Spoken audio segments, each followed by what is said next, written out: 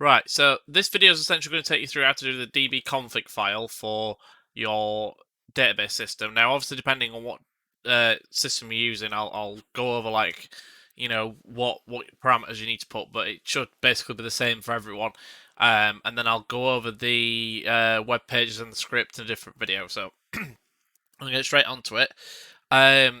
So as a lot of you already know, and I'm gonna get rid of these. So you can have these later.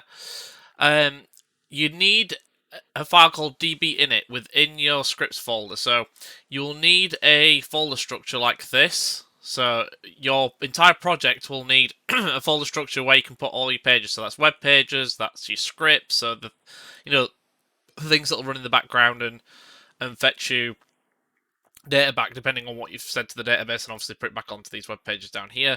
You need a folder for your videos to go in, a folder for your images to go in, if you're going to have images, because you should have, and a folder for CSS. Now, your CSS folder will be for styling everything. Now, you might not style everything, but I would recommend that you try and style a little bit of the web work, because I will not be going over it. Technically, you should have gone over that last year, so you'll have to have a look at CSS because we haven't got time to do that now.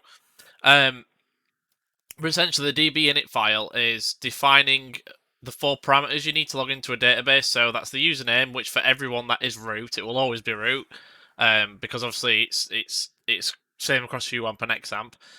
Now this one where it says define password, depending on what you're using, if you're using UAMP, it's root. If you're using XAMPP, it's blank. So you don't have space in there; it's just blank. You need to remember that because a lot of people are like, how do I get this fixed? And it's like, well, I've told you already about 5 times, but you need to have a look and listen to what I'm saying. So, root for password means that it's UWAMP. If the password's not there, then that's for XAMPP. The rest should stay the same. So, host localhost is always the same. This, however, so this is the name of your database. Now, we all called it projects. You may have called it something else. That's fine, but you've got to remember that that's the database name, not your table, your database where all the tables are in. So, whatever it's called, it'll be project or database or whatever, or P5, but you just got to remember it's that. And it's just that for dbinit, and that's it. Now, for dbconfig, you've got to require the initial file at the top. So you actually bring those variables through, and then you make a new connection on line 3. So you make a connection here using the again the host, the username, password, and the database that you want to fetch through.